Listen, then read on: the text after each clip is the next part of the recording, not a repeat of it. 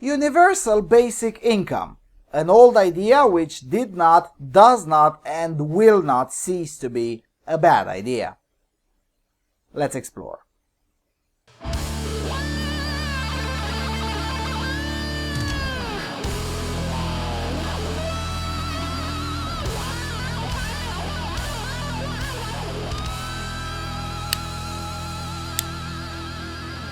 Hello everyone, and welcome to the Freedom Alternative. Now, as with virtually all left-wing ideas, whenever they're proven wrong, the process of changing the names and muddying the waters commences. Such is the case with socialism, with modern left-wingers arguing that the Union of Soviet Socialist Republics wasn't socialist because potato. Same with communism, with modern left-wingers denouncing the inevitable and known results of communist regimes, such as the tyranny of Enver Hoxha, the tyranny of Ceausescu, the tyranny of social justice of the Khmer Rouge, and so on and so forth. Modern left-wingers dismiss these as communism not done right. The same is true with the notion of universal basic income. Depending on which modern leftist you ask, basic income means different things, and if you ask the most enlightened control freaks, you may have the chance to improve your vocabulary with pretentious words that either mean absolutely nothing or are euphemisms for straightforward language. For instance, instead of saying, "we'll tax you to death," they'll say, "we'll spread social dividends from both the publicly owned enterprises and the collective ownership of resources." That's how Dutch leftists argue for this stupidity, by the way. But basically, at the end of the day, this idea revolves around the same thing: to erect a system that is somehow capable of paying every single person who breathes until the age of majority an equal amount of money, because potato. So essentially, every adult gets a piece of cake. When asked how they will finance that, that's when usually the fun begins, because if you're going to give an X amount of cash to all adults, rich and poor alike, then that essentially means that for upper middle class and rich people, they pay one tax and then through a bureaucracy they get a certain percentage back. Even from a left-wing perspective, this is a bad idea because bureaucracies aren't free and add their own financial cost, in addition to the inherent inefficiency cost that comes with any bureaucracy, state-funded or private. The late Austrian-French left-wing journalist Andre Goertz provided perhaps the most clear justification for this idea in a 2002 article titled "The Case for an Unconditional Sufficient Income." Now, in that article, Goertz argued that a basic income as a necessary adaptation to the increasing automation of work, but also a way to overcome what he called the alienation in work and life, and that the same income is necessary to increase the amount of leisure time available to each individual. Now, the full article in French is in the low bar for all of you to consult. Now, that's all fine and dandy, but if everyone is a beneficiary, then all this would achieve would simply be to create an inflationist pressure, and before you know it, everyone simply is nominally richer by that X amount you give them every month. This will happen because the market would simply adapt to the fact that the populace has more money to spend and thus increase the demand for certain goods and services. This is one of the reasons why a coffee at a restaurant in London costs more than the exact same coffee in a restaurant looking exactly the same in, let's say, Vinnytsia, Ukraine. It's not that the London coffee is better. Most of the time, it's not better or worse. It's just that the clientele in London has more money available to spend than the clientele in Vinnytsia. If you suddenly enrich the population with more fiat money without any correspondent in actual growth in productivity, all one would achieve is inflationist pressure. It's not rocket science, really.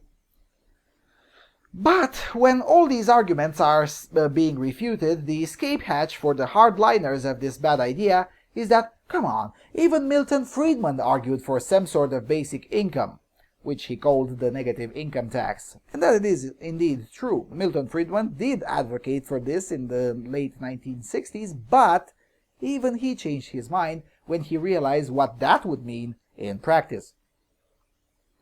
Now basically what Milton Friedman argued for is that everyone files for income taxes, including those who did not make any income whatsoever in that year.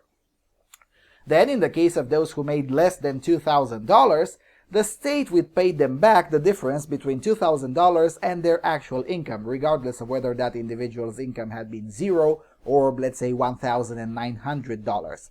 Now, mind you, as a side note, $2,000 in 1960 is a bit over $16,000 today.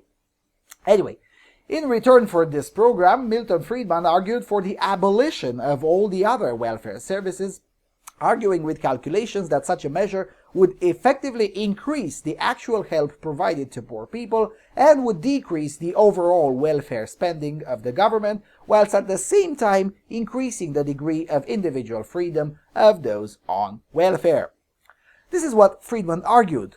Quite far from the Andre Geertz solution, don't you think? In any event, Friedman withdrew his support for the bill, and the plan eventually failed when he realized that the government had no intention of cutting back the rest of the welfare programs, and thus further adding this program would have made things worse, not better, for the finances of the state. Ultimately, even if, by some miracle or rather dictatorial coup, this bad idea will be implemented on a large scale, which cannot be done without coercion and looting, it's still an idea that will fail much faster than you can spell failure. Even the most fluffy, smiley, pink, well-intended version of this bad idea still starts from the wrong premise, namely to address a collective need by collective macroeconomic means. That's all fine and dandy until one realizes that, well, humans are not equal. They never have been, and will never be. Even if you can somehow beat the odds and avoid inflation and avoid all the failures that can follow this idea at every step of its implementation, even if you could do that, somehow the outcomes will still not be egalitarian. Some people will spend the extra income on booze. Others will decide that the income is enough for them to live paycheck to paycheck. And some others will decide to save it in its entirety and then buy a large factory after a few years. And then what? Tax that into oblivion? What if one saves up all the free money and then opens shop in Azerbaijan? What then? Invade Azerbaijan to force them to adopt this bad idea? So, to sum up.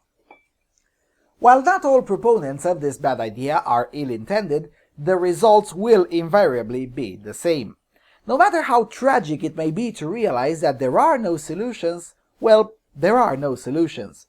There is no free lunch, and there is no magic formula around the means of the market. Besides, the means of the market have already delivered what would have been considered magic in the days of, let's say, John Locke.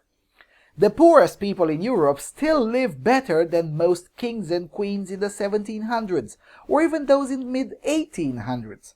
Economic progress does occur, but at a different pace than what the utopians du jour would want to. Now, it's perfectly natural to want things improving faster than they are, and there are indeed ways to do that. Getting rid of the maximal state would be a start. After all, the poorest 2% in the United States are significantly richer than the middle class in France. So maybe, just maybe, the maximal state is a bigger problem rather than the lack of free cash for everyone. Just saying. And with that being said, thank you for watching, and I'll see you soon on Freedom Alternative.